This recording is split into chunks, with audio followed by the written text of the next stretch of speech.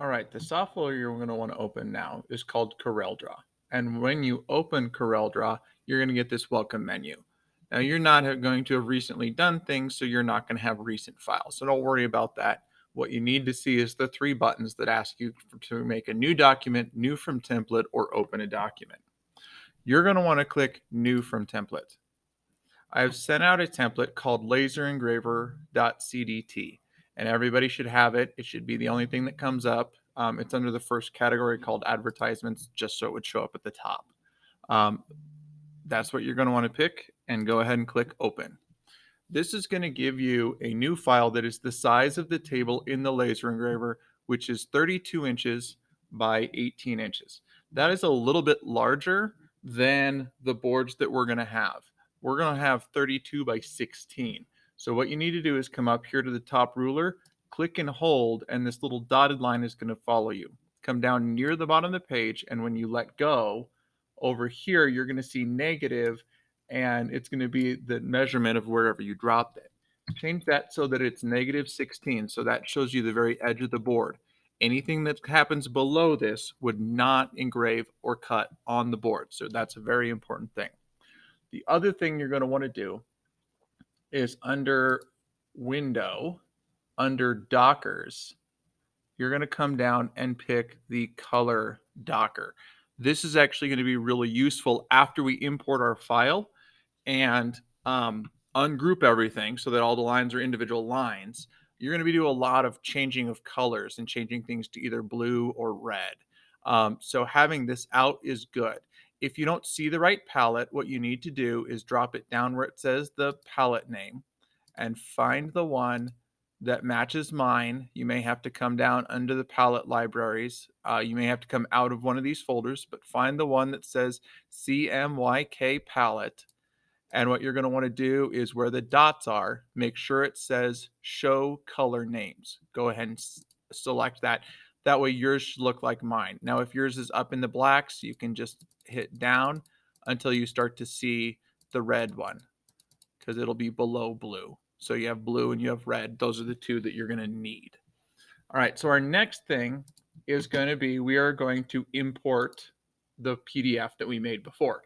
So we're going to go to File and then Import. One of the things I noticed is that I said in the video that it puts it in the folder with your file. It may not do that. It may put it into your documents file, or at least that's where it wanted to put it for me. So I'm going to scroll down and find mine, and I am going to click Import.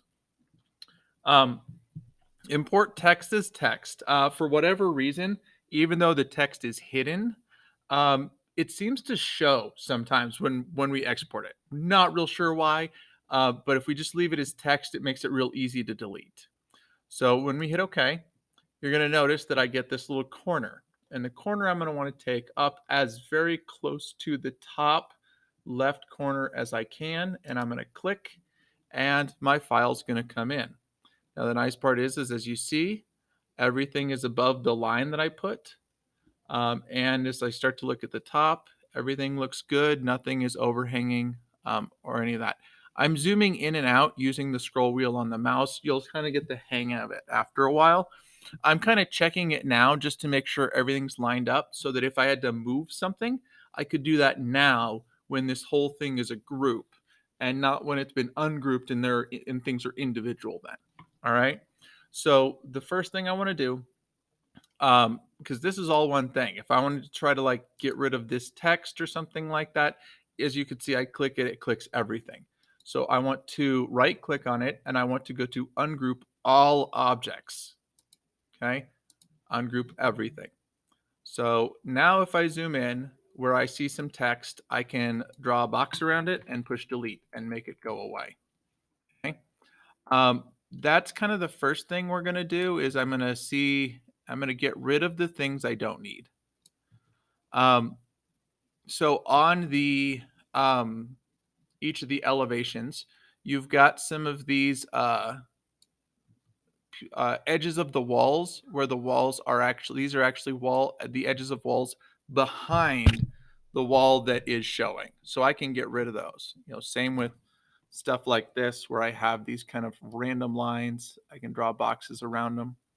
And for whatever reason, saving in this format, we get kind of a weird little thing that happens. Um, and by the way, you may have to delete more than once, but you can see I get this little like notch. And if I delete these, and again, there's two of the lines, I can now click on this, grab this little thing and stretch it down to the node. Now notice I did not change the angle or anything like that. Just drug it, the line out to it to where it says it was going to the node. Okay, the node is the intersection. All right, and I have to patch that, and I have to patch it on the other side over here. This line is the angled edge of the wall, so I can get rid of that. And again, I can get rid of this twice, this twice. And then, oh, that line is already long enough, but that's cool. So I'll just go down to the node there. And it looks like I'm going to have to repair stuff over here as well. The nice part about highlighting is if there are multiple lines in the same thing, you can do that. But by dragging this way, it's only stuff that's completely enclosed in the box. That's why the lines I want to keep are not deleting. It's because they're not completely in the section that I'm highlighting. So you'll go around and you'll repair all those sorts of things. I won't make you watch me do all of them. You will do, and like on your roof, there are some of the lines you don't need, like the lines for the other side, the lines for the very top, a few more, and like that. So I will, so yeah, you can clean those up. Oop, I accidentally moved that. Don't want to do that. But I can drag a box around stuff and make sure everything is good to go. There we go. So there is just some general cleanup. Oops. There's some just general cleanup to do with that. So at this moment, I'm going to pause the video and do the rest of the cleanup so you don't have to sit here and watch me do that. Before we move on, I just wanted to do a few more things about cleanup. First off, you'll notice certain windows might have symbols or certain doors might have symbols or other things kind of as part of it. So if I zoom in, I should also be able to click on those. I don't really want those as part of um, my door, my windows, or anything like that. The nice part is I should just be able to click on it. I had, out of my 4 views or 5 views that all had windows, I had some of them where it was real easy and I could just click on the arrow and it went away. And I had some where I would click and delete, click and delete, click and delete, and it seemed like the arrow just didn't want to go away. If you have that, just highlight inside your window, and that'll grab however many copies of it are in the file. It just seems like there's some with like 10 or like a bunch of different arrows like overlapping each other. The other thing I wanted to show was down here. Let me, sorry, the zooming on this software is a little weird. You'll notice I have my half wall here. I think we talked about this before. Basically, this is like this chunk right here of this wall that I don't really need this. One of the cool ways to get rid of stuff that's kind of partially done without accidentally deleting something you want is by doing what I call a partial drag. So you'll notice I'm doing just enough so I'm not deleting these lines that I want to keep. And then I can get the different things that I also have there that I can either surround or whatever reason. And I'm not sure why there are sometimes like 4 or 5 copies of lines over the same thing, but that's just, we just go ahead and get rid of it. So if I zoom out and zoom back in, you'll notice that I've kind of cleaned everything up at this point. So what I'm going to do is I'm going to highlight everything. And now that I have my color docker out here, I don't have to keep double clicking and going in to the pen color, which is kind of in the bottom section. What I can do is I can pick the color and I can pick whether it's fill or outline. Everything we're going to work with right now, we're working only with outline. Okay. Which is great. Oh, actually, while everything's highlighted though, we do want to set the thickness. So go ahead and double click down here where it says outline and color. And you want to make sure it's hairline and blue, and then hit OK. and that'll make sure everything is now set to hairline and blue, which hairline and blue tells the laser engraver to engrave. So these are all the places where it's going to burn a line in, but not cut. All right, so that's kind of our next step is we're going to go in and all the lines we actually need to cut, we're going to change from blue to red. So a lot of the lines for our roofs, these are all cutouts in here. And I think I can get a good portion of the roof lines just by doing this and highlighting as much as I can. And then I'll just click red and outline. And I'll convert a lot of those to red outline. I did not get these completely, but that's all right. I can just highlight these individually. And you want to be really careful because you don't accidentally want to get extra stuff. Red and outline. So so not quite everything got. So I'm going to try again. Highlight everything. Red outline. Good. Okay, because remember, red means cut. I'm going to do the same thing on my site plan and turn just the outsides red by basically dragging over this. Because again, sometimes this is going to be one or more lines. So by doing it this way, I'm getting all the lines that make up that whole edge. And because I've already selected red, it'll actually let me just highlight and click outline, and it's turning all those to red. So these two areas are done. Now the ones that are going to be a little more time consuming are going to be our edges over here. So the nice part is you should be able to drag something or drag around the edge. Now be careful because some of these lines are really short. So just try to get the edge. And again, tell the outline to be red. If you accidentally get extra stuff, what you can do is you can click blue and click outline to turn it back. I wouldn't try to do multiples. There's only a couple areas where you can do multiples. I can do multiples here because by highlighting those, I get both of these lines, both of these little lines, but I do not get any full lines in here. The diagonal ones are a little tricky. So I have to start the others, when I'm looking at this, to the left side of the point, but I don't want to get that full top line enclosed. So I can get like that, and that'll get that line for me, and I can click outline. If any of these lines turn red, you need to click them and turn them back to blue. We don't want any of those cutting. Okay. So then I can start again, just the other side of the point, come down, outline there. We're good there. I'm going to grab just this edge and again, change that red outline. This is what I need all of my walls to look like. Blue lines for all the details, red lines on the outside. All right, so you're going to spend some time with this drawing. Be careful.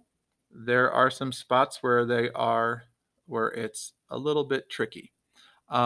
When you're grabbing it, the very bottom lines on this garage door, it's kind of hard to get those.